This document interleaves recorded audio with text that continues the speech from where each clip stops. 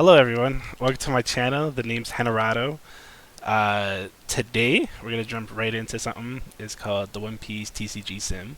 It is very fun. I'm gonna go over a deck that I'm gonna play, do a little bit of gameplay with it, and showcase it to everybody. I don't claim to be the greatest person or greatest player, sorry, in these games, or the person honestly, whatever. Long story short, I don't claim to be the best. I'm here for fun, learning purposes, and hopefully to get better. That's the overall goal in most things in life. Some things that you can look forward to see on my channel are going to be just games, hobbies, and interests of mine. We may watch some videos, may upload a bunch of variety games. So if you enjoy something, you want to see more of it, make sure that you comment, like, and subscribe for that. Let's just get right into the video today. So, OP09 is just around the corner. For anybody who doesn't know what OP09 is, it is the next set released in the One Piece TCG. This simulator here is to help people to learn these cards, get better, test out things, and kind of perfect their playstyle. So, a very fun and interesting thing to look forward to today is Shanks. Shanks is the deck that I will be building for my very first time, and hopefully go to locals with it. Basically, he's a red leader, and if you don't know too much about the One Piece game, red is usually a rush, attack your opponents, get them low quickly, and kind of take advantage of the pressure early game.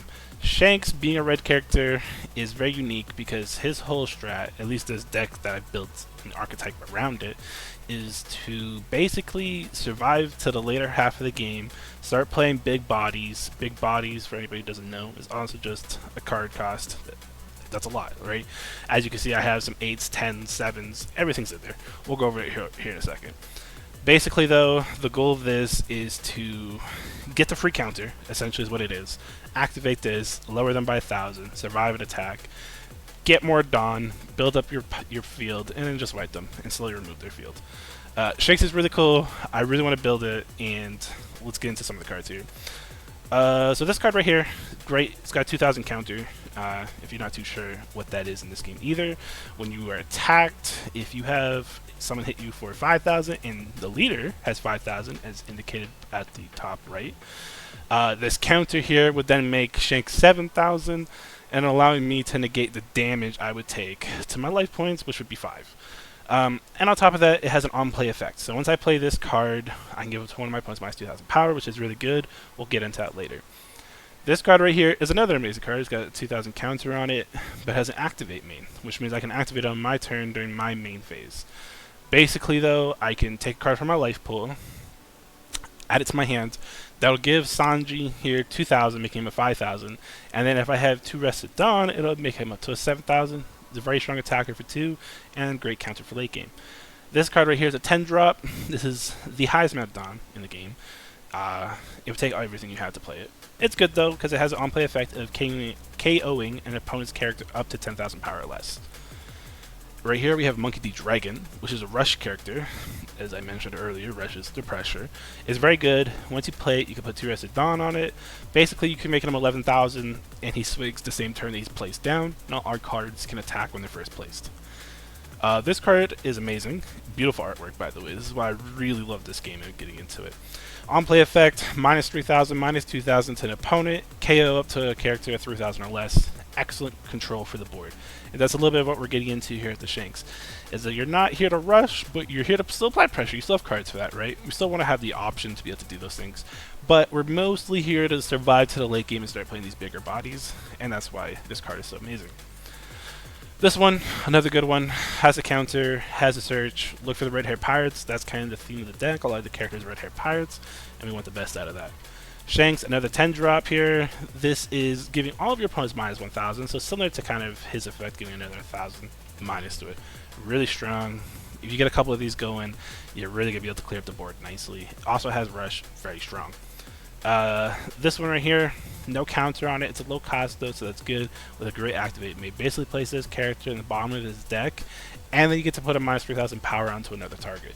And as soon as you get into the reason why that's good is because this is also pairs with this card, but it also pairs with Ben Beckman. I feel like Ben Beckman personally is the heart and soul of the Shanks deck. On play for 7.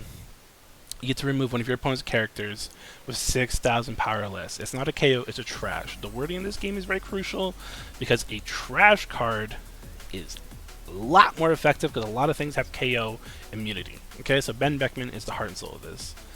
This card again, another 2k counter, really good. Activate the main minus 2,000. Compare that with the Ben Beckman. So if you're an 8,000, boom, activate him, put you down to 6. Ben Beckman takes you out, it's very strong. This card right here puts 1,000 onto the leader Shanks. Amazing. We'd love to have that. 1,000 counter, another good thing. It's a big body, has a 6,000 attack power, very strong.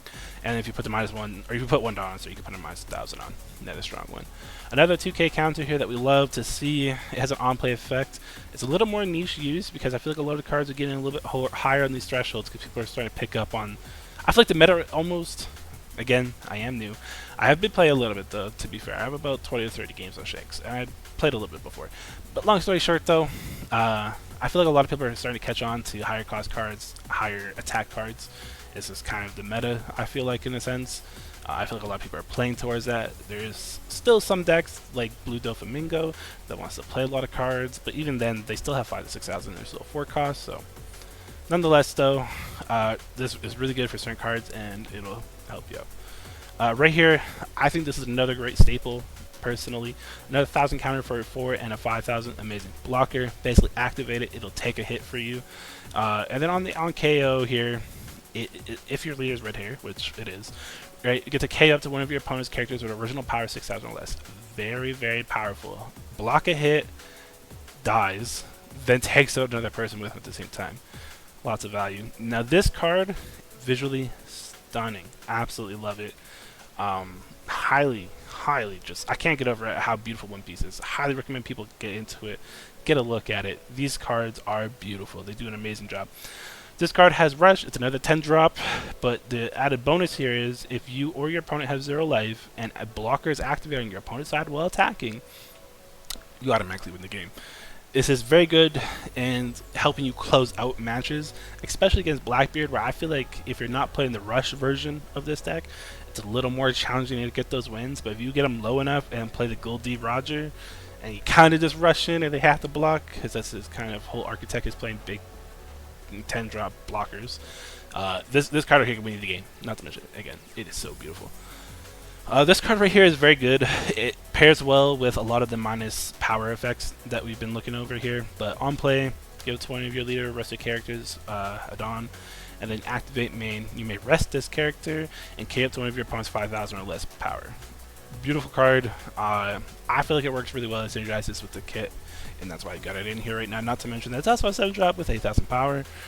Very, very powerful. And then to finish it off here, we have a counter, 0 cost. You can trash one of your cards from your hand, give it to one of your laser characters 3,000 power. It also has a trigger effect.